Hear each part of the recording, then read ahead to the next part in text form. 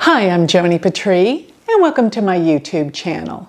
Well, today I want to talk about the new moon that happens February 11th, of course, 2021.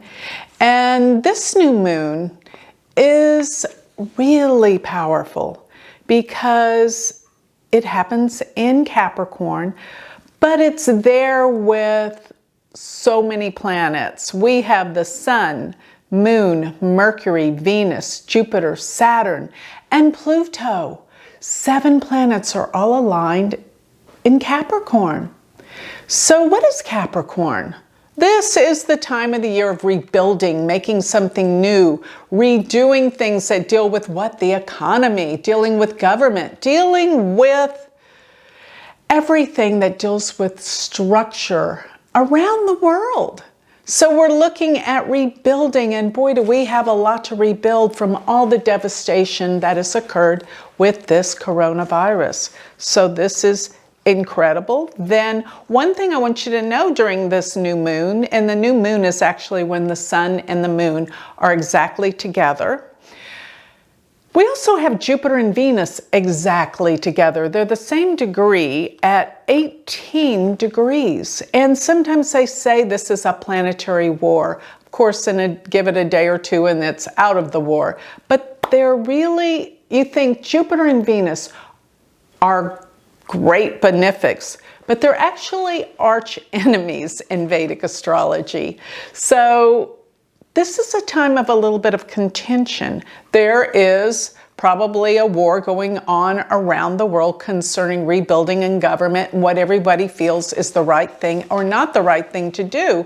There's stress and trouble during this time. Plus, during the time of this new moon, we have Mercury that's gone back into Capricorn, and we have Mercury retrograde. So everything's about rehashing, redoing, reviving, reflection, things that need to be done that have been hanging on for a long time and haven't been finished. So this is a lot to do. This is a month full of work. A lot of things are going on. Another thing that's going on with this new moon is that Mars is squaring it. And Mars causes contention and blocks, so you're going to find this as a frustrating time. But let's look at the nakshatra. And by the way, one thing I didn't even mention is the degree of this new moon, which is 29 degrees of Capricorn. When you have planets at their very last degree mark, it means that there's something that is about to be complete. And sometimes they say when planets are at that last degree, they're weakened, they're too old, but I feel like they're the ones that have the most wisdom. Because when they come to the last and final degree, it is powerful. They call this the anaretic degrees in Western astrology, but I call it the planet of old age, because what comes with that is wisdom and maturity. And we're dealing with the sign Capricorn, so a lot of wisdom and maturity are coming forth.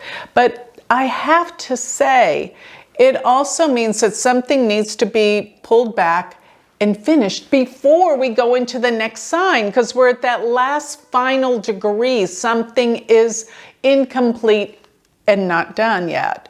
So this starts, the new moon starts what's happening for the next month. So this reflection of 29 degrees really does reflect the entire month that this new moon started on, you see?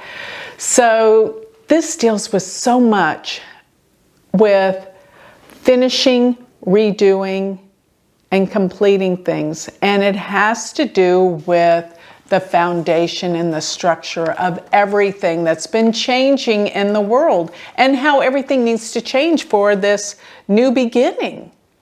Everything, we don't have much time. It's kind of saying, finish this because we don't have that much time ahead. And that's what's going to be happening. Now, Rahu while it's in Taurus, is casting a trine to all of these planets, which does give a great advantage to expansion and change. This is all very, very good. But let's talk now about the nakshatra that this new moon is in. It is in the nakshatra called Dhanishta. And Dhanishta is the nakshatra. Its symbol is a drum because it actually deals with beat, timing, and sometimes even music. So there's something to do with timing, being at the right place at the right time, and things that have to be done on time. So this is Dhanishta. Dhanishta is actually said to be the richest one. And it does deal with money and wealth. People with this nakshatra strong in their chart are very wealthy. So it deals with wealth, but I'll tell you something else about that nakshatra. It is not a good nakshatra for marriage. And people that may have a planet in the 7th house or the ruler of the 7th house being in Dhanishta have marriage issues. Something they need to work on.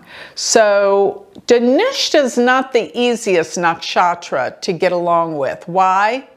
It's ruled by Mars. And Mars is intense. Mars is the planet of action. It's not very patient. It's impulsive. So to have this new moon means there's a lot of energy and impulse and frustration. Some things are holding back. Some things are saying you have to go forward as fast as you can. So you're going to find this to be a very disruptive time with all of this energy. And it's all saying it has to be about rebuilding the economy around the world, rebuilding people's jobs, professions, a new beginning that must occur, but we have a lot of work to finish before we get there. That's pretty much what this is telling me. And Dhanishta, that means that you look to where Mars is and how it is. What is it doing during this time of the full moon? And when I look to Mars, of course, it's in Aries, but it goes to Bharani, which is the nakshatra that deals with major breakthroughs and new beginnings. And it's tough too. So we have an array of planets that are all kind of contentious and fighting against each other, if I could say that. New beginnings, new starts, but everything's kind of jump-starting too fast. We got to pull back and be more aware and plan things. But what I'm seeing and feeling is there's a sense of there's no time left. We're running out of time. That's what I see with this new moon. And Dhanishta, well, it does deal with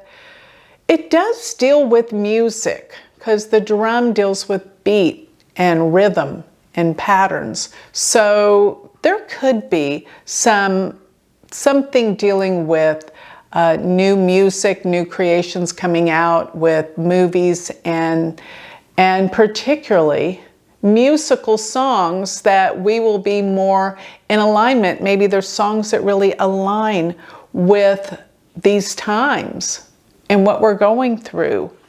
And it's not easy. So Dhanishta, it does deal with healing too at times, and it deals with progress. It's a powerful, strong nakshatra ruled by Mars, but it's in Capricorn.